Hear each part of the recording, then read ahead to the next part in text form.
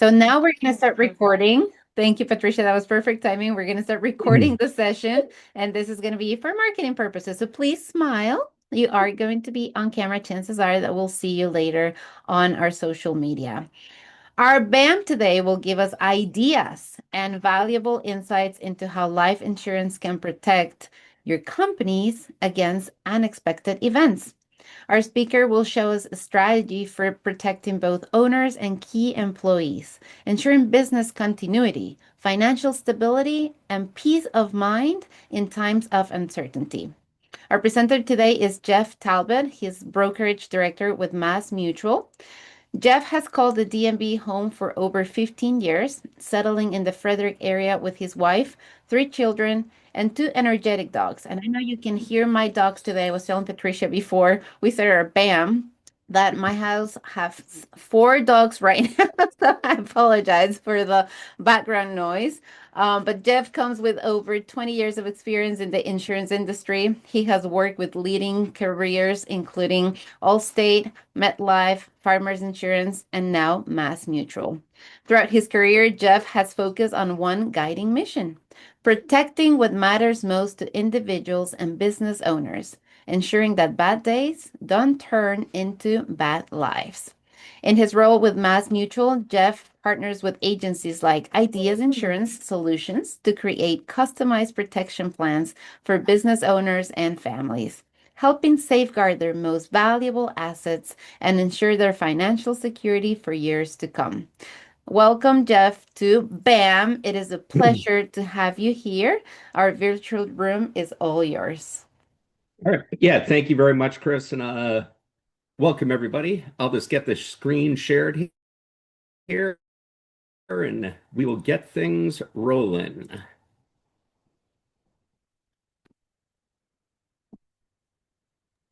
Fantastic. Did I actually pull it off on the first try? You did. That is amazing. Yeah, so again, welcome everybody. And the focus on today is how certain insurance-related products will keep your business going when the unexpected things in life happen. And I'm not talking about, storms or fires, which, if you own a business, you probably have a general liability policy. I'm not talking about that. What we're talking about, if things actually happen to you as the business owner. And what I've found over the course of time is working with business owners with property and casualty, and what I do now is business owners are the best at running their businesses, but most are not great at planning for what comes next and the unexpected. And I really want to start today, and I want this, it's a small group and stuff like that. I'm actually energetic, kind of like, the BAM thing. And with it, I'd love this to be interactive just as far as, with questions and stuff, if people come off mute and everything like that, that would be absolutely awesome because it just makes it more valuable. But the first thing I'm going to ask you guys is everybody here has a lot of stuff, especially with you being a business owner. You've got your business, you've got everything that's in your business. You probably own a home, you own cars, everything that you own. People have a ton of stuff. So the first question that I want to ask is, if I were to take away all your stuff and your business is still generating a profit and you an income, it'd be a huge pain in the butt. But do you think over the course of time, you could eventually buy it all back? Here's the interactive part.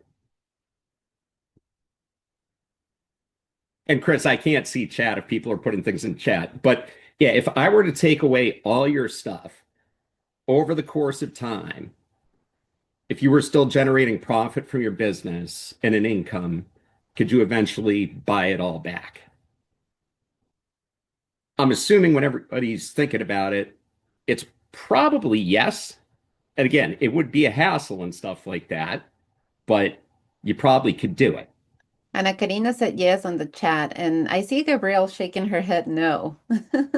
Yeah, it would be a huge pain in the butt. It'd take a long time and stuff like that. But as long as you're still generating profit and income, more than likely people could buy all their stuff back. The second question, though, is the most important part of this is if I took away the profits from your business and your income, what would happen to all your stuff? More than likely, you lose it all. Yeah. And this is why what we're talking about today is really like, super important. And we're going to start with life insurance for business owners, or really just life insurance for anybody else for that matter. And one thing that I found over the course of, the last 20 plus years in this business is that there's some confusion about term insurance and permanent life insurance. And I just want to take a few minutes and really kind of describe the difference between them both.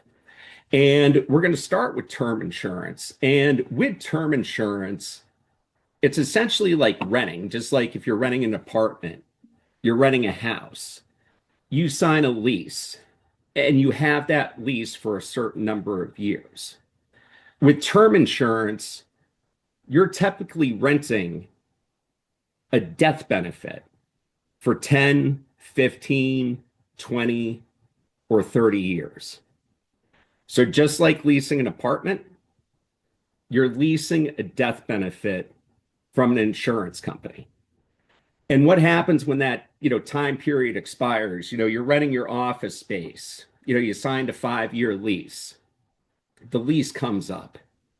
More than likely, the landlord's going to be like, hey, I can get a lot more money for this now. And they're going to jack up the rate. You're renting an apartment. The same thing happens. And the same thing actually happens with life insurance. If you have a term life insurance policy, you're renting a death benefit for a certain number of years. And when that term expires, just like a landlord's going to jack up the rate considerably, a life insurance company is going to jack up the rate considerably because you're that much closer to mortality. So with term insurance, another thing I just want to point out about it is there's no guarantee that an insurance company is going to make a payment to your loved ones. And a crazy fact out there is less than 5% of term life insurance policies actually pay out to the beneficiary. The reasons being is most people get term insurance at a young age. It expires. They get the renewal, or they're going to get a new policy, and now they're 60 years old. They find it to be too expensive, and it doesn't fit in with their budget. So if you look at it with a term insurance policy with only 5% of the policies actually paying out, it's kind of like, Vegas or whatever. The odds are totally in the dealer's favor, the insurance company's favor. So the next question is, after I've said that, is like, why the heck would anybody actually get a term life insurance policy? And the big reason for it is life insurance companies know that the likelihood of them paying out is this big.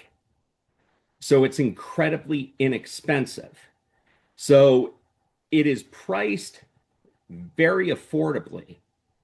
And what it really does is it's a perfect policy for somebody who has temporary insurance needs for a specific period of time, like paying off business loans, paying off your mortgage, replacing income, things like that. So term insurance, what it allows you to do is allows you to get a ton of coverage at a very inexpensive rate. Where permanent insurance is, it's really like buying a house. with permanent insurance, what you're essentially doing is each time you make a payment, just like you buy a house, you're building equity in that policy.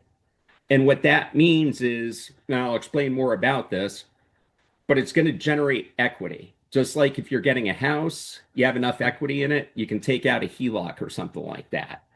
So they build equity. And with it, you look at it this way, where with term, you're renting a death benefit for a certain number of years. With a permanent life insurance policy, you're actually buying that death benefit. And as long as you make the payments, it's guaranteed to pay out at some point. And permanent insurance is more expensive than term insurance.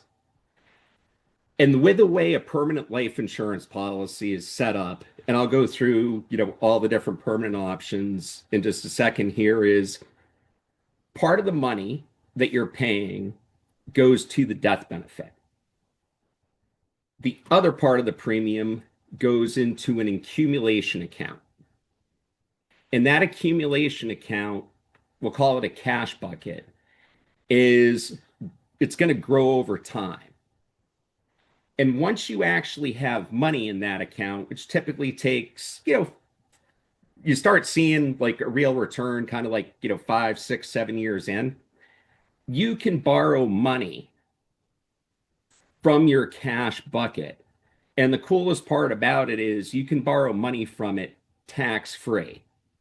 And if written properly, 10 to 15 years after you've got this policy and you've been paying premiums, the cash value, the equity that you have in that policy is going to exceed the premiums that you have paid. So in theory, when that happens, the policy is almost free. And if we look at it where somebody gets a 10-year, term life insurance policy, 10 years come and go, they paid $6,000 for that coverage. They're still alive, they get nothing. If you had contributed a bit more money, if budget allows, 10 to 15 years in, you still have that coverage. And more than likely, if it's written properly, you have enough equity in the policy where if you wanted to be like, hey, look, I'm not concerned about passing away anymore, I just want to take the money out of the policy tax-free, you can do that. And you had that coverage for the 10 or 15 years, you're totally good and you're cool. And I'm going to pause before I get into like the different types of permanent policies. But does anybody have any questions so far? I love questions. They test me. I get to see how smart I am. And if I don't know the answer, I get to make things up and still sound smart.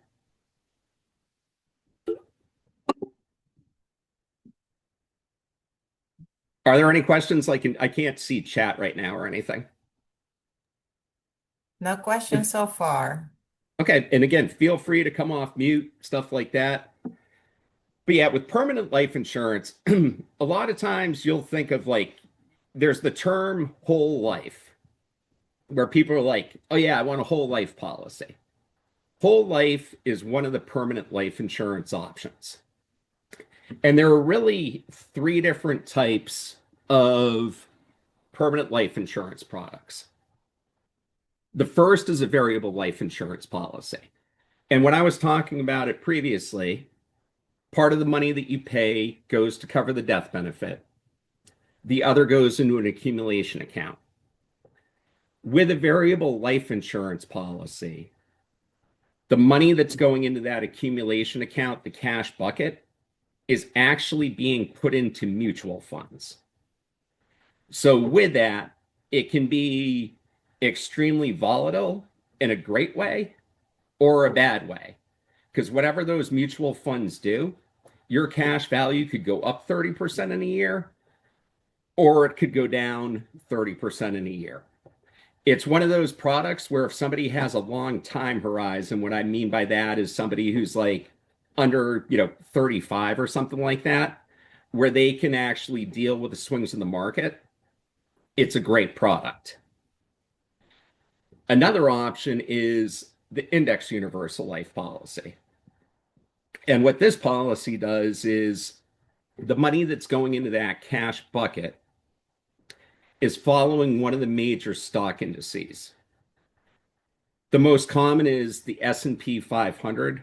And what the S&P 500 does, like we all hear about the S&P 500, but the S&P 500 covers, it gives a rate of return based on 500 of the largest corporations in America, companies like Apple, Disney, Home Depot, Bank of America.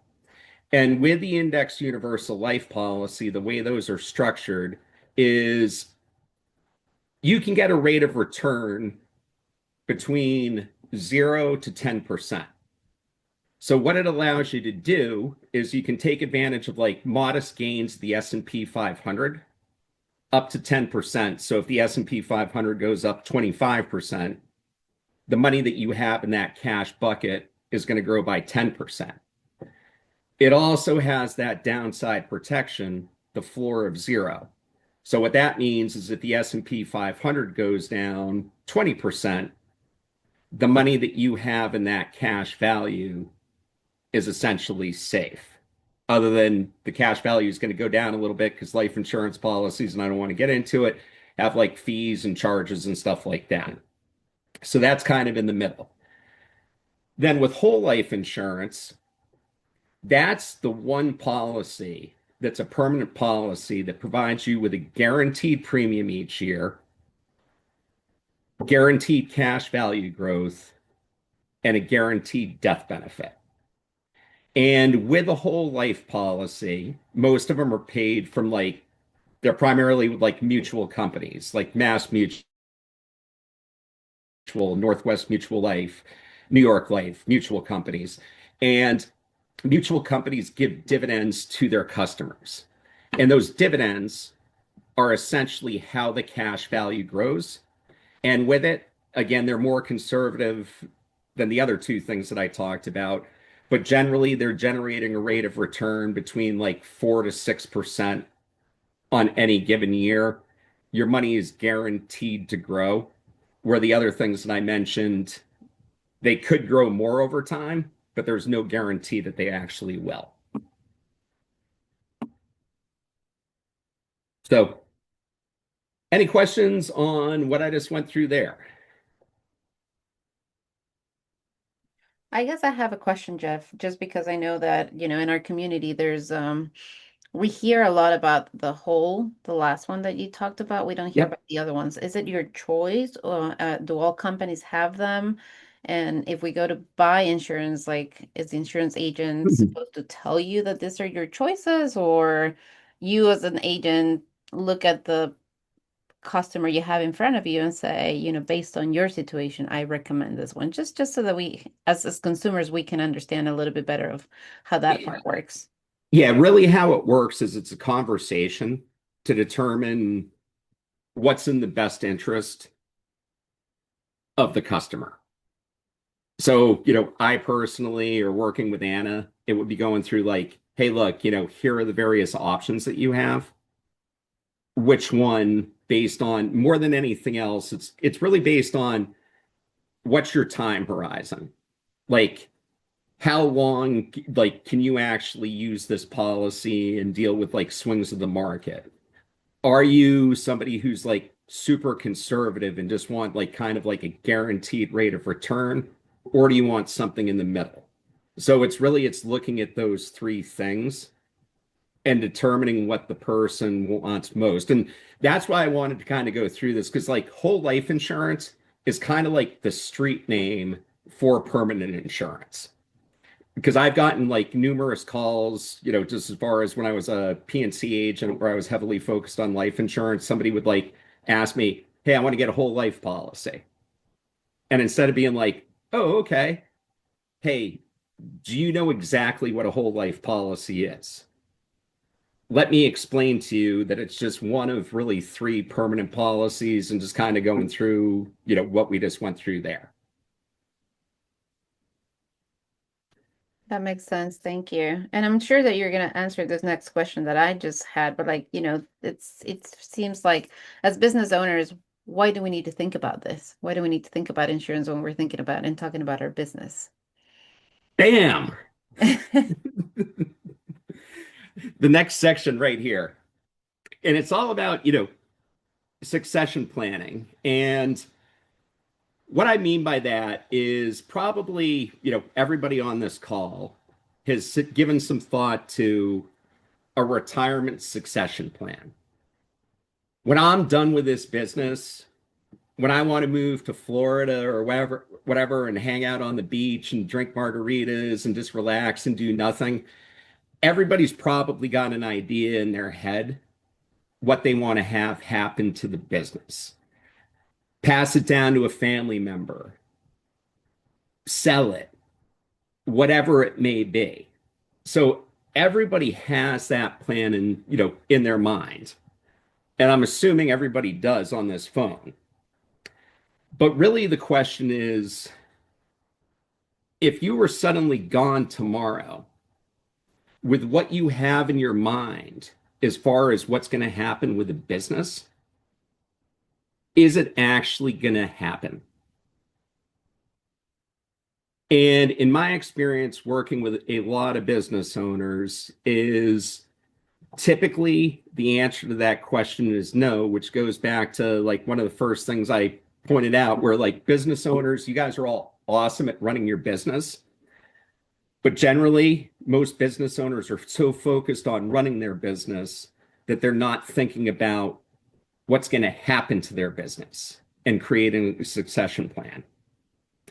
And essentially, if you don't have like a business succession plan in place and you don't have a partner in the business, something happens to you, you pass away unexpectedly, your family suddenly owns this business. And more often than not, they don't know how to run it. That creates concerns with employees. Employees leave. Customers become uncertain what's going to happen. They leave. And the profits and the value of the business can evaporate within weeks. And what that forces you to do as the surviving family member is essentially liquidate the business or sell it for pennies on the dollar. And if you have an actual succession plan funded by life insurance, you're giving your family cash and not chaos. They get financial security and the time to decide themselves if they want to sell the business or if they want to keep the business going. In life insurance, having the business insured for the value of the business, it creates those options and flexibility where a GoFundMe page doesn't. So that is why this is super important to business owners who have families and have a succession plan in their mind as far as what do they want to have happen to the business when they retire. Having a succession plan for if something unexpectedly happens and you're not here tomorrow, that succession plan is going to take place and your family is going to have time to be concerned and like grieve you, then what am I going to do with the business? So that's really why it's important. That answer the question? It sure did. Thank you.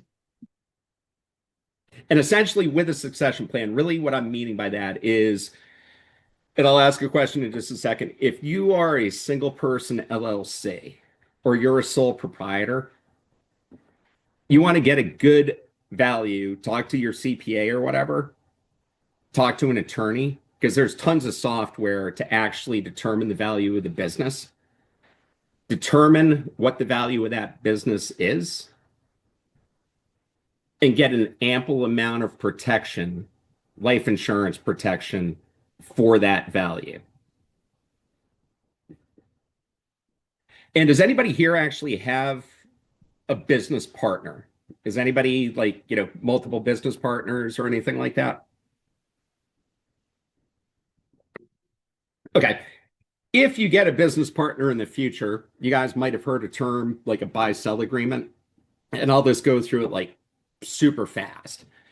A buy-sell agreement is when you have at least two partners in a business. And with a buy-sell agreement, it's a legal contract, so written by an attorney, not an insurance company or anything like that. And what it is it's a contract between the owners of the business. In working with the attorneys, and again, your CPA can do it. There's like you can go online and Google, and there's things that can determine kind of like the value of the business. It determines the value of the business, and it predetermines that in the event that one of the owners passes away, the heirs of the deceased will get a check, or I'm sorry, the business will get a check, which they're able to pay to the heirs to buy out the partner's share of the business. So if you have a business that's worth $2 million, each of the business partners has a life insurance policy for $1 million. One of them passes away, the business gets the $1 million. They give that $1 million to, the spouse of the other business owner or whoever it may be. They sell their shares back, and now the other business owner has entire, ownership of the company. Any questions about that?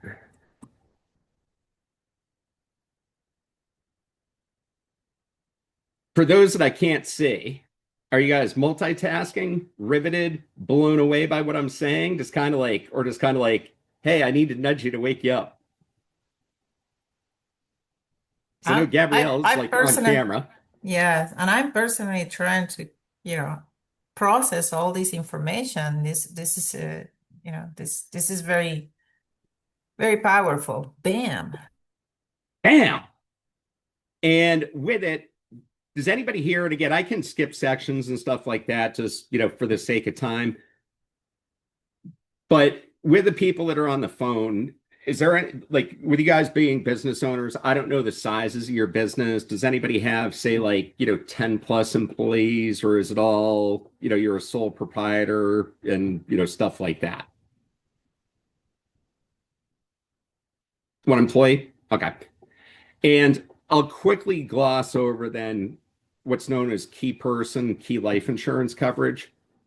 Essentially, with that is if you have an employee in your business that if they quit tomorrow without any warning, if it would devastate your business, meaning like you've got somebody like, let's say, you own a business and it's like software sales, and you've got this, one person who generates like 80% of the revenue. And if that person, quit, you'd be in a world of hurt. Or somebody in your business that has this particular skill that nobody else in the business knows how to do. That's essentially what a key person is. Where if that person leaves, your business would be really hurt financially. And what a key person life insurance policy does is it's a life insurance policy on that key person, where if that person were to pass away unexpectedly, the business is one of the beneficiaries. So they receive money, which allows them an opportunity to, hire, recruit, train, the lost revenue from that awesome salesperson and stuff like that. So it really gives the business owner like breathing room to do those things. And the next question is like, if you're an employee, it's like, why the heck am I going to agree to this? The business owner wants to take a life insurance policy out on me. What's he planning to do? Like kill me or something like that? It's kind of like, why would I do this? The way these are typically structured is whatever the value of that employee is. And if we ever get to that point, we can help you out as far as determining the value of that employee. But you do the value for double that amount. And with the life insurance policy, 50% of the money goes to the business and 50% of the money goes to the employee's family. So that's pretty much like the only way you're going to get somebody to do this. Because otherwise, if somebody like came to me and was just like, hey, Jeff, I want to take a life insurance policy out on you for $1 million because you're really good at what you do. What? I'm not going to do it. So that's typically where you get the buy-in from the employee. So now the next thing we're going to talk about is what happens if you're still here but unable to work? And with it, just kind of statistically, it's pretty crazy. It's people during their working years, and I can attest to this because I'm kind of I've got some things going on. I'm not out on disability, but I've got some weird things going on as a result of a disc fusion that I got. But people are 3 to 5 times more likely to become sick or injured for an extended period of time than actually passing away while they work. And actually 25%, 1 out of 4 Americans become technically, quote, disabled at some point. And it typically happens in their late 40s and on. And generally the time that they're out is 12 to 18 months. And at first, just as far as before I really started understanding this product and stuff like that, I think a disability is something really bad. I mean, quite honestly, somebody in a wheelchair or something like that. From a personal experience, just as far as having a disc fusion, which there were complications from it and stuff like that, I've kind of lost use of my right hand, where it's one of those things where I don't consider myself to be disabled. It's going to get fixed. It happened in that timeline there. And with it, if I had the right disability policy in place, even though I can still work, I'd be actually receiving money. So if we look at disability insurance, here's kind of a simple way to look at it, where if you had an ATM in your business or you had an ATM in your garage, and that ATM every 2 weeks, the one in your garage, spit out money so you could cover all your bills. Or in your business, you had an ATM that every 2 weeks spit out all the money so you could cover all your business expenses. Would you insure it? Would you get a life, or would you get an insurance policy on it? Because if we look at it, we've got insurance on our businesses. You've got your general liability, you've got your workers' comp, you own cars, you have car insurance, you have insurance on your home, or if you rent, you have renter's insurance. You have insurance on your pets. You have insurance on your phones. If you have this ATM that's spitting out this money constantly, it's you. And what this is insurance for is it's insurance to protect your paychecks. It's paycheck insurance.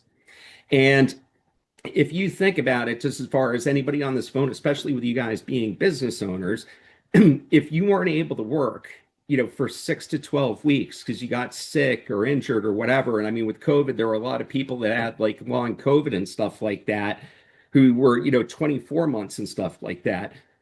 What would happen to your business and what would happen to your family? And it's just would your family be able to keep up with the bills, and would you be able to cover your business expenses and stuff like that? And with it, I mean, just really, you as a business owner, you're really the engine that drives everything. And if that engine stops, I mean, so does the income. And really with it, it's kind of life insurance protects your family if you pass away, but disability insurance protects you and your business and your family if you're unable to work due to sickness or injury. That's what it's there for. And I'll just quickly glass on this because I think I'm running out of time here, but there's really 2 types of income and paycheck protectors. I like that. I like saying that so much more than disability insurance because I just don't like the word disability. But with it, the first one I described it's kind of like, hey, look, if you can't work, you're going to still continue to receive a good amount of your paychecks. And that's just an individual disability policy, the Paycheck Protector. The other one is if you have a business that has, multiple employees and it's kind of like, look, I need to cover some way my expenses where if I can't go to work for, 12 months, what's going to happen with my employees? Who's running the business? Are the employees going to stay? Are the customers going to stay? You can also get business overhead or business owner expense coverage. And essentially what that does is it's typically in a period of like, a year to a year and a half. While you're getting healthy, it will actually cover the expenses of the business so the business can carry on. Where with the individual policy to protect your paychecks, as a business owner, just so you guys know, you can get a policy and it's essentially up to 60% of what your like gross annual income is. And if you become disabled, unable to work or whatever, you will actually receive that money up until age 65 or 67 with the business owner expense policy, which I was also talking about. If you can't go back to work for 12 to 18 months, it'll cover things like your rent, your payroll, if you're leasing equipment, will cover all those things. And it will also cover temporarily if you have loans on the business, it will actually make those payments for you. So this is it's one of those things where this is probably one of the most under talked about, concepts out there. And I was very, thankful that I was given an opportunity to talk about this today. And I think, let me see here, pretty sure I'm out of content. But while I'm kind of like struggling around here to move the slide or whatever, does anybody have any questions? The people that I can't see on camera, I'm going to target you.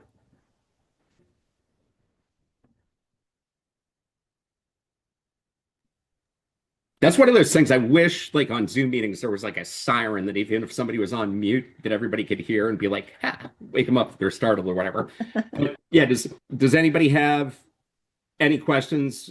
I don't know how much time I have left. I know it's like 10 minutes to 1. I don't know the entire format of these meetings, but just with anything that I talked about today, I'm more than happy to answer questions now or on the slide that you're seeing right here.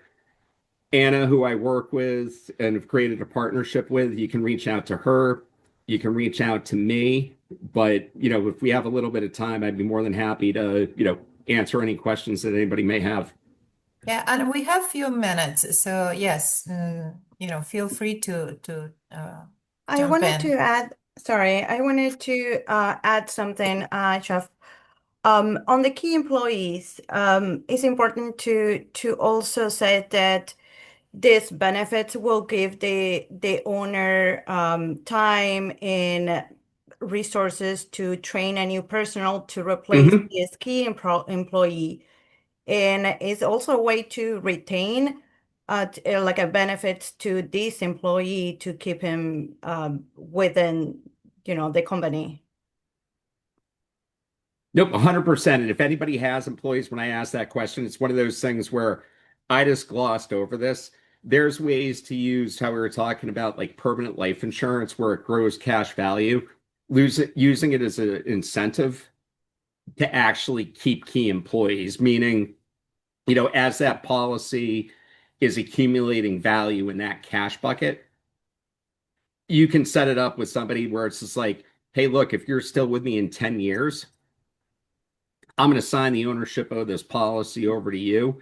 You'll have access to that cash value. You can take it out. You can keep the policy, whatever it may be.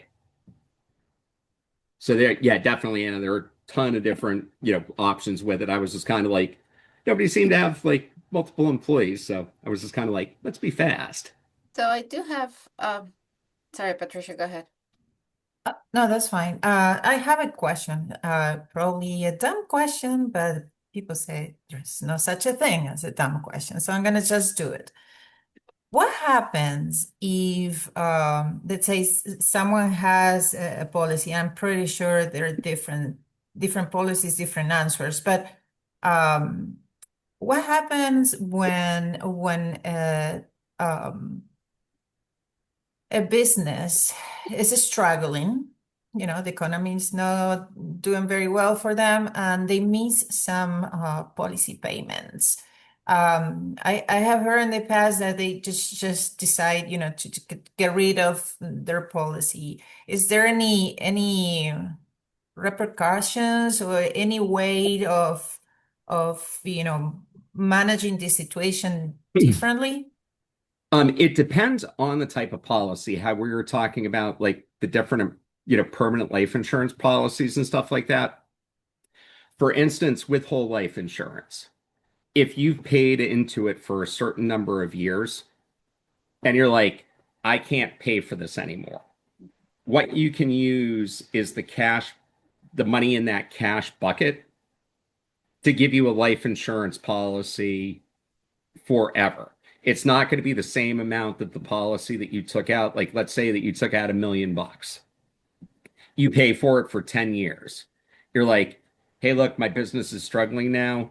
I can't afford to make this, whatever, $2,000 a month payment. I still need coverage. What they can do is they can just notify the insurance company, hey, look, I want to take, and the technical name is paid up additions, is I want to take up the paid up additions and get a certain amount of life insurance forever and not have to worry about paying for it again. And it just would not be that same $1 million amount. Right. Or a lot of times, depending on, if we're talking about like, permanent products, with term insurance, if somebody misses the payments, the policy's gone. It's just kind of like, it's just like if you're not making payments on your car insurance, the policy just goes. Or, like with the permanent products, these can be structured where you only pay into it for like 10 years. You make bigger payments for 10 years. The policy is paid for. It continues to grow money in that cash bucket. The death benefit continues to increase. And it's just like you pay for it, for 10 years. So there are a lot of different options. And then with a variable life and the index universal life policy, those essentially have like flexible premiums where you don't have you can kind of determine what you're going to pay. However, if you're not paying enough, what ends up happening is very often is the policy uses all the money that's in that cash bucket to pay for the death benefit, and then you're not left with the policy anymore. If that Does that make sense? So, but to Yeah, answer the thank question, you. yes, there are options. Yes, thank you. Gabrielle has a question. Yes, and I may have two, but let me start with the first one. Uh, are the are there companies such as yours that generally will have cost-effective pricing for smaller companies? Because smaller companies, especially at the beginning, right, when they're just starting off, if they wanted to do that, they might be dissuaded by the price of including all those kinds of insurance. So I don't know, right? Because if you're smaller, it's the same thing with health insurance. People don't get health insurance because it's so expensive because Yep. if they're not part of a group. So that's a thought. Yeah, with life insurance, I mean, it's honestly like it's all based on what's the probability of somebody dying and when. However, there are various options with it where if like let's say that, you're starting out and budget is an issue where you're like, okay, my business right now is valued at whatever, 200,000. I think in 10 years it's going to be valued at X. There's ways to do it where in increments through either term and permanent insurance combined, we can essentially, essentially more coverage can actually be written as the business grows. But yeah, with it, as far as looking at, I'm not aware, there might be like some companies out there, but I'm not aware of any companies where it's like, okay, this is your first year in business. We're going to cut you a break on the premiums because it's all based on, this person is 40. The likelihood that they're going to pass away, it's 76. They need this much coverage, the premium is going to be this. But it's one of those things where things can be tailored kind of to as the business is growing. Great, thanks. Jeff, and along with that, there's businesses that have employees of different ages and like with maybe different health, and I know like pre-existing conditions, I know just from personal experience, right? Not from the business side. So I'm wondering how that affects a business owner who's trying to get a policy for their business where they have employees with different health issues, different age, who belong to different age groups. Do you guys look at it individual employee or is it blanket Yeah, we policy? haven't really talked about group life insurance, and that's something else that we offer, and there's a lot of other companies that do. But typically, just as far as with Mass Mutual, for instance, if you have 10 plus employees, we can do a guaranteed issue whole life policy on that person. And what that means is, regardless of what your health insurance or what your health condition is, you are guaranteed to get a certain amount of coverage, and it's across the board. So it's based on the number of employees. And typically, if it's 10 or less employees, the guaranteed coverage amount is 25,000, and it's a whole life insurance policy. It's not group term. So it's one of the ones that like bills, has money going in the cash bucket and stuff like that. If it's 25 plus employees, generally the guaranteed issue amount is 100,000, which means you can get up to, $100,000 in coverage. And with that, all that comes into play with that is really what your gender is and if you smoke or not. Oh, sorry, and age. Those are the three things, but it doesn't matter. Like, somebody could have been diagnosed with, cancer in the business. And as long as when that group whole life policy gets set up, that person is still, still here, they're guaranteed to get coverage up to whatever the guaranteed amount is. So it sounds like there's really a lot more than what we covered today. There's a lot of options. There's a lot of I love that idea of that ATM that you presented to us. I really appreciated that and that differentiation of term as a rental and permanent as buying a house. Because it really, at least for me, it really brought it to reality of, as a business owner, you have choices and you just have to decide what's that choice that's best for you, for your company, and for your employees. So we have just about a minute left, but I do want to thank you, Jeff, so much for bringing all this information to our BAM on this Friday. Bam! Yes, and that's how it felt like with many things that you were saying. It was like bam, bam. You really took that to heart today. You took our BAM to heart today, and you just really hit us with some really, really great information. So thank you very much for that. Thank you very much for bringing those options. I don't know if you have your slide again that we can put it on the screen yet, so that if people have more questions, they know Oh, yeah. to contact you and Ana Karina, so they can have that handy, maybe take a screenshot. I know Ana Karina dropped her information also on our chat, so you can also Actually, it'll from be there. easier. It'll be a lot faster if I just put my information in chat. Yeah, perfect. So you can do that as well. And Ana Karina's is already on there. So we want to just take this last few seconds of our BAM. Thanking all of you for being here with us. We really appreciate you having lunch probably with us on this Friday, August, beautiful Friday. If you haven't been out there, please make some time to go out there, get some fresh air, get all of this information, process it all, get in touch with Ana Karina, get in touch with Jeff, have that conversation, investigate, do a little bit more of that. And, as a business and as a person as well, just take a look at insurance and decide which one is the best option for you. So we want to thank our sponsors again for supporting us, for being part of BAM, for just always supporting the Maryland Hispanic Chamber, our BAM sponsors, Kaiser Permanente, Fulton Bank, and SMECO. Thank you so much. Thank you to Marco, to Patricia, to Ana Karina, and to everyone else here on our BAM on this Friday. Have a wonderful weekend. If there's nothing else, we are ready to close this BAM. Have a wonderful, wonderful weekend. Enjoy your Friday, and we'll see you next month. Next week, remember, there's an opportunity to take care of you, and then next month we'll be here again. And if you're on screen, do it with me. Ready? 1, 2, 3, and BAM! Have a good one, everyone. All right. Thanks so much, Thank everybody. you. Thank you. Thank you.